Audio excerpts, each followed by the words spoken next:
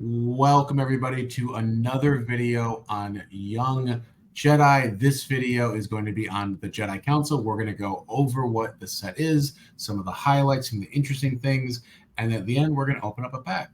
So I'm joined once again by our resident Young Jedi expert, Eric, and let's delve right into it. So 140 card set. What else do we need to know about this set? Yeah, I mean, pretty much the same format as Menace of Darth Maul, 140 card set. 18 foils, 4 of those are ultra rare. So similar concept. They finally had this stuff figured out though in terms of the foiling technique. The rarity on the foils all shows as 5-pointed stars. So this is the second go round of a base set, but really done right at this point. And based off of primarily Coruscant. So it has some fun, strange Jedi Masters and things like that. But really it's just the second installment of the first 3 base sets and 140 card set based on Coruscant, 70 light side, 70 dark side cards. So this set came with, there's a starter deck, which is 30 light side, 30 dark side. And then there's also the booster deck there. Can we take a look at what the booster box looks like? Or sorry, go ahead. So here's the booster box. Has Obi-Wan on it. And you can see, one of the weirder Jedis there, Ki-Adi-Mundi, you can see his head sticking out there. But because it's, blue is the color of this set, you're going to see the edges are blue. There's some cards there. But yeah, that's what the booster box looks like for this set. And then in terms of the packaging, the packs are pretty boring, which is just the plain blue, same silhouette of Obi-Wan. Starter decks are blue with Obi-Wan and actually did have a red Darth Maul on the back. But that's the kind of the format there of the set. Give you a quick look, I guess, at the foils too. So again, you've got 18 foils. So for your ultra rares is usually going to be like a, Maul and Sidious. And then over here, the ultra rares are Qui-Gon and Obi-Wan. But you'll see here, all of these have like the blue border to show their location bonuses are all on Coruscant. So these are Coruscant-based characters for the most part. So we got Maul, Obi-Wan. So there's 4 ultra rares? Yeah, there's 4 ultra rares. It'll be Obi-Wan and Qui-Gon for light and Maul and Sidious for dark. And you just reminded me that I want to watch Phantom Menace again. I like Phantom Menace, man. Yeah, these are sweet foil cards here. I'll just kind of take one out just to show you. But like the foiling is very well done on these. They're very I think they must have gotten different movie stills than were released, because I don't really know where they got some of these images from. Yeah, I don't know either. But yeah, I agree with your comment there that there are images on these cards that I've not seen anywhere else other than on these cards. Yeah. All right, so this is basically set on Coruscant. The Menace of Darth Maul was set on Tatooine. Anything else kind of really interesting to note on this? It has a lot of Jedi Masters in it, including one you never knew existed. Yaddle, Ki-Adi-Mundi. Yariel Poof, all of Francis, all of those guys have cards in this. No, other than that, I think that's kind of the key thing here. Is I will say that if you're playing the game and you're trying to do it just with the first set, you're going to end up with just random mishmash of mains. But if you actually add in the second set, that's when you can finally start to have actual decks. So like the first World Championship was after the first 2 sets, and you had like a Trade Federation tank deck for the dark side, which is 20 tanks.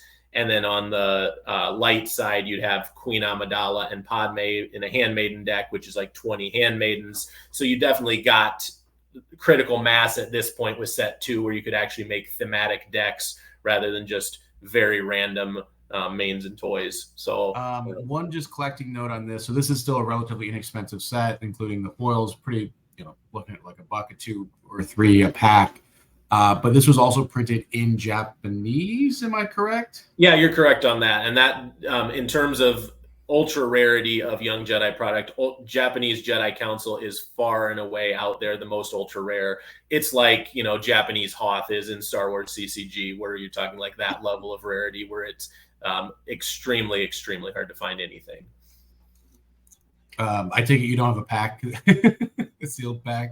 I don't have any packs of the Japanese Jedi Council. I got my basic pack to open, of course, which maybe we'll get a foil. But yeah, I don't have any of the Japanese product to show. That's the one hole in my sealed collection. If anyone wants to help me out with that, but I've got a contact direct. I have a contact direct in Japan, and he doesn't even have it. So interesting. So it's fascinating. They dropped German after the first set. It must have just not sold. The Germans were not impressed. So they kept Japanese through set 2 and then dropped it for set 3. So, well, without further ado, let's do our pack opening. 140 yeah, cards. Sure thing. And then maybe, hopefully, we get at least some of those weird Jedi Masters, so I can kind of show you guys. But yeah, same pack format as Menace of Darth Maul, just all in blue.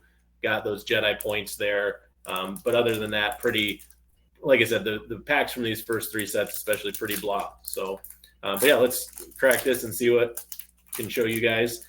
But again, the cards are going to be pretty similar to what we saw in Menace of Darth Maul, other than it's going to be more Coruscant themed type stuff. Like even just this basic battle droid. This is, this picture is him fighting in the Theed Palace, but supposedly this one is fighting in the Galactic Senate, which doesn't make sense, obviously, thematically, but that's how they did things, is just every character is going to get your location bonuses on the pertinent planets when they release a set. So yeah, there's a Coruscant battle droid. But yeah, this shows kind of the Coruscant theme, as this is a battle card used with Valorum, the Supreme or Galactic Chancellor. So yeah, just the Senate just looks like the most inefficient place with all those like hovering chairs. Yeah, this seems terrible. And here's Axmo. Axmo is actually a good card just because he's a 5 destiny, but see a lot of things based on either Senate or Jedi Council in this set. Oh, there we go. We got Ki-Adi-Mundi. We did get for our rare, we got a Jedi. So that's Ki-Adi-Mundi, Syrian Jedi Knight. So, but yeah, just the art on these is pretty cool because, you kind of see his head protruding out the top of the border there. But for its time, when you're thinking about this was released in 1999, the graphic design on this is pretty good. Yeah, I agree. And you're starting to get a little more experimental with going outside of the card still, right? If you think about like Star Wars CCG, you just didn't go outside the box, right? You had a little box, and that's where your image was. And first edition Star Trek, very similar. Yeah, your image was just that little one. But, even on you see these little explosions are going to kind of go outside the border. So they had some nice graphic design people. And this is that tank deck I was mentioning about. Played a lot of this card because it's a 6 destiny and adds 3 with your tank that has a cannon. So that was one of the original championship decks was based on. So yeah, I feel like I remember that card being good. And maybe they foiled. Did they foil it as a tournament? They did. That's a tournament foil as well.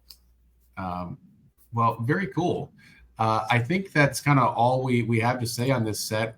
We'd love to hear people's comments and thoughts. And this is a fun game. We're to keep doing this series. I think we have 4 more sets to go, so lots more Young Jedi content coming your way. Like, subscribe, check out Eric's channel. I forgot to plug it last video, but Library of Orthanc, where he does Lord of the Rings TCG stuff. I'll leave a note to that in the video description, but I think that's all we have for today. Eric, any final thoughts here?